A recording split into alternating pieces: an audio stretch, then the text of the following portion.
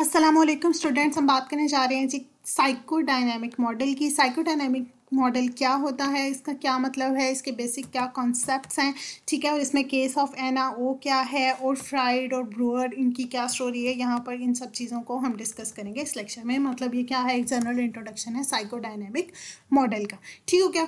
Psychodynamic model जो है वो क्या है, ओल्डेस्ट मॉडल है और बहुत ज़्यादा फेमस साइकोलॉजिकल मॉडल है। मॉडर्न साइकोलॉजिकल मॉडल्स में से सबसे ज़्यादा फेमस और ओल्डेस्ट है, ठीक हो गया। साइकोडायनामिक थेरिस्ट जो है उनका बेसिक क्या कॉन्सेप्ट है, वो कहते हैं कि इंसान जो भी बिहेवियर परफॉर्म कर रहा होता है, चाहे वो नॉर्मल बिहेवियर हो चाहे वो एबनॉर्मल बिहेवियर हो, उसके पीछे कुछ ना कुछ साइकोलॉजिकल फोर्सेस होती हैं जो उनके पीछे एक्ट कर रही होती हैं, जो उनके पीछे एक अंडरलाइंग फोर्सेस होती हैं जिनसे इंसान जो है वो अवेयर भी नहीं होता। उसके अनकॉन्शियस में वो साइकोलॉजिकल फोर्सेस होती हैं जो उससे उस बिहेवियर को करने को कैरी होती हैं, ठीक है। जो भी बिहेवियर कोई इंसान परफॉर्म कर रहा है उसके पीछे कुछ ना कुछ साइकोलॉजिकल फोर्सेस होती हैं जो इंसान को फोर्स कर रही होती हैं कि वो ये वाला काम करे, ठीक है। और वो कौन सी साइकोलॉजिकल फोर्सेस होती हैं, id, ego and super ego, ठीक हो गया।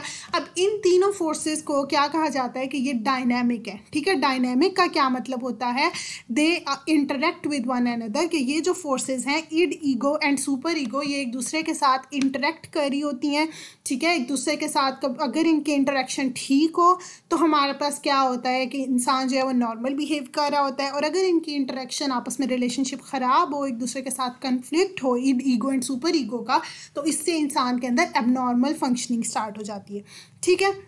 There interaction gives rise to, इनका जो इंटरेक्शन होता है id, ego and super ego का, इससे पता चलता है कि इंसान क्या बिहेव करेगा, क्या वो सोचेगा और क्या उसके अंडरलाइंग इमोशंस होंगे, वो क्या फील कर रहा होगा, ठीक है। उसकी सोच, उसका बिहेवियर, उसके एक्शंस, उसके इमोशंस सब जो हैं वो कहाँ से पता चल रहे होते हैं, उनकी साइकोलॉजिकल फोर्सेस के आपस में इंटरेक्शन से, उनके आपस में रिलेशनशिप से, कि वो किस तरह एक दूसरे के साथ रिलेट करिए, उनका आपस में क्या ताल्लुक़ है, वो अच्छा ताल्लुक़ है तो फिर बैलेंस ताल्लुक़ है तो फिर क्या होगा कि सब ठीक हो रहा होगा। और अगर वो आपस में उनके कन्फ्लिक्ट्स हैं, वो आपस में एक दूसरे के साथ सही नहीं बिहेव कर रही हैं, ईगो एंड सुपर ईगो, तो उससे क्या होगा कि इंसान एबनॉर्मल फंक्शनिंग प्रोड्यूस कर रहा होगा, ठीक है। एबनॉर्मल सिम्टम्स आ रहे होंगे उसके ऊपर।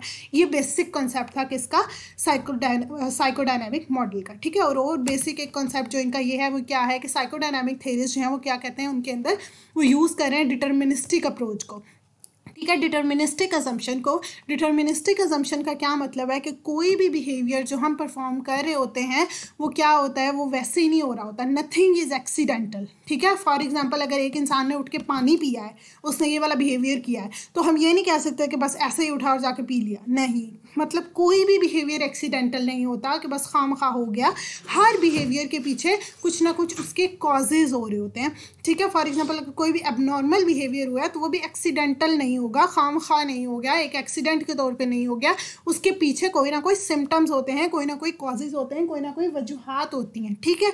और वो कह रहे हैं कि हर बिहेवियर जो है वो क्या हो रहा होता है, अपने पास्ट एक्सपीरियंसेस से हम उसको डिटरमाइन कर सकते हैं कि जो भी बिहेवियर हुआ है यकीनन उसके पीछे कोई ना कोई उसके पास्ट एक्सपीरियंसेस की वजह है, कि इंसान ने अपने पास में कुछ ना कुछ ऐसा एक्सपीरियंस किया है जिसकी वजह से वो वाला बिहेवियर परफॉर्म कर रहा है, चाहे वो नॉर्मल बिहेवियर है चाहे वो एबनॉर्मल बिहेवियर है, उसके पीछे कोई ना कोई पास्ट एक्सपीरियंसेस ज़रूर होते हैं। ये हमारे पास, इसको हम क्या कहते हैं कि ये एक डिटर्मिनिस्टिक अजम्पशन है और ये यूज़ की जाती है किसमें, साइकोडायनामिक मॉडल में, ठीक है।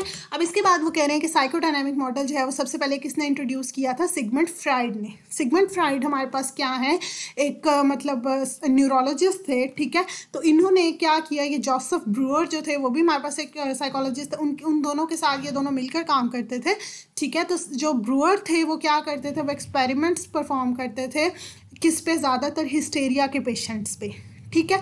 हिस्टेरिकल इलनेसेस या हिस्टेरिया के पेशेंट्स, उसका क्या होता है कि वो वाले जो पेशेंट्स होते हैं उनको फिज़िकल एलिमेंट्स, मतलब फिज़िकल पेन्स फील हो रही होती हैं बॉडी में, ठीक है। कुछ ना कुछ उनको फिज़िकल पेन्स हो रही होती हैं, लेकिन उन पेन्स के पीछे कोई मेडिकल कॉज नहीं नज़र आ रही होती है, ठीक है। फॉर एग्जांपल अगर किसी की बाजू में दर्द हो रहा है, उसकी आर्म में पेन है या लेग में पेन है, ठीक है, तो उसके बिहाफ पर कोई मेडिकल कॉज नहीं पता चल रही कि ये क्यों हो रहा है, ठीक है, हो सकता है उसको कोई चोट लगी हो, लेकिन ऐसा ये चोट नहीं पता चली होती कि मतलब ऐसी कोई चोट नहीं है, कोई वजह नहीं है जिसकी वजह से उसको पेन हो रही है, लेकिन उसको पेन होती जा रही है। ठीक है, इस तरह के सिम्टम्स हो रहे होते हैं कि फिजिकल पेन्स चल रही हैं, फिजिकल इश्यूज आ रहे होते हैं, जिस तरह हाथ पाँव मुड़ जाना, इस तरह के कुछ ना कुछ फिजिकल सिम्टम्स आ रहे होते हैं, लेकिन उनकी कोई मेडिकल कॉज नहीं होती, तो उसको हम कहते हैं कि ये हिस्टेरिया है। ठीक है, तो ब्रूअर जो थे वो ज़्यादा डील करते थे हिस्टेरिया के पेशेंट्स के साथ, और ब्रूअर के यहाँ पर बहुत फेमस केस है, केस ऑफ एना ओ। ठीक है, बेसिकली इसी केस से आगे जो है वो फ्राइड ने जो मतलब स्टडीज़ की, और इससे आगे उन्होंने psychodynamic approach, psychoanalysis, school of thought, इन सबको इमर्ज किया। ठीक है, केस ऑफ एना ओ में क्या था कि एना ओ जो थी वो एक फीमेल थी, इनको क्या था, हिस्टेरिया था। ठीक है, और इनके जो सिम्टम्स शो होते थे, पैरालिसिस हो जाता था इनकी लेग्स में। ठीक है, और इनकी राइट आर्म में डेफनेस होती थी, कभी कभार ये सुन ही नहीं पाती थी, कुछ डिसऑर्गेनाइज्ड स्पीच होती थी, सही से बोल नहीं पा रही होती थी, ये सारे सिम्टम्स आ रहे होते थे, तो इससे ये पता चल रहा था कि इनको हिस्टेरिया है। ठीक है, अब ब्रूअर ने क्या किया, उन्होंने वो इनको हिप्नोसिस में लेकर जाता था एना ओ को। ठीक है, हिप्नोसिस की कंडीशन में क्या होता है कि इंसान जो होता है उसको पता नहीं होता कुछ, मतलब वो ना उनको एक डिफरेंट सी कंडीशन में ले जाते हैं, और फिर उसके बाद वहाँ पर उनसे वो सवाल पूछते हैं।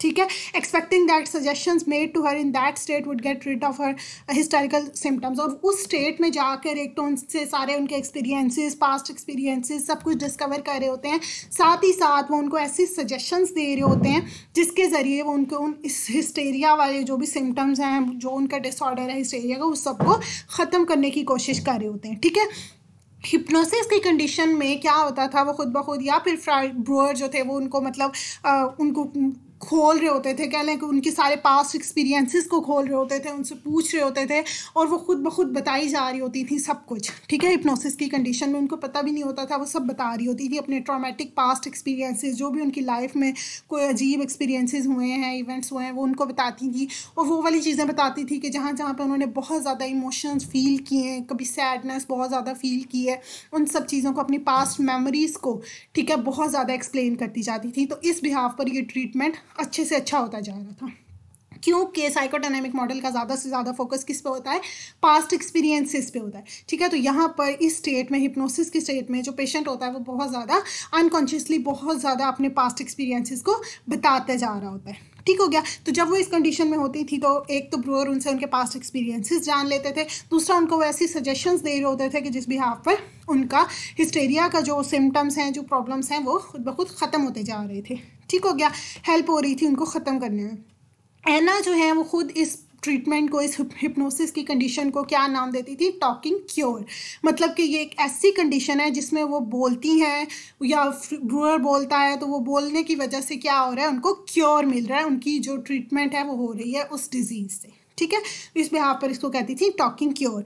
Building on this early work fried developed the theory. अब इसी मतलब उनके ब्रूअर के इसी काम से फ्राइड ने आगे जो है वो साइको एनालिसिस थ्योरी डेवलप की, जिससे आगे psycho analysis school of thought जो है वो भी पैदा हुआ। और इसमें क्या हुआ कि साइको एनालिसिस में एक्सप्लेन किया गया नॉर्मल और एबनॉर्मल दोनों फंक्शनिंग को। ठीक है, as well as the corresponding method of treatment. अब नॉर्मल फंक्शनिंग को भी एक्सप्लेन किया गया और एबनॉर्मल को भी एक्सप्लेन किया गया, और एबनॉर्मल साइकोलॉजिकल फंक्शनिंग जो है उनको ट्रीट करने का भी बताया गया। Conversational approach also called psycho analysis, और इस अप्रोच को हम क्या कहते हैं, साइको एनालिसिस भी कहते हैं। ठीक है, psycho analysis school of thought मतलब वही बात है। ठीक है, इसके अलावा अब ये हमारे पास क्या था, बेसिक कॉन्सेप्ट था, और इसमें हमारे पास वो कह रहे हैं कि फ्राइड और उनके जो आगे और कोलीग्स थे, जिसमें हमारे पास आते हैं जी कार्ल जंग और एल्फ्रेड एडलर, ये सब इन्होंने क्या किया मिलके, इन्होंने वियना साइको एनालिटिक सोसाइटी बनाई, और ये सब आगे जाके बहुत ज़्यादा फेमस जो है वो क्लिनिकल थेरिस्ट बने, और इससे आगे हमारे पास psychoanalysis school of thought और ये सारी चीज़ें इमर्ज हुई। ये था जी basic concept of psychodynamic model. Thank you so much and अल्लाह हाफिज़।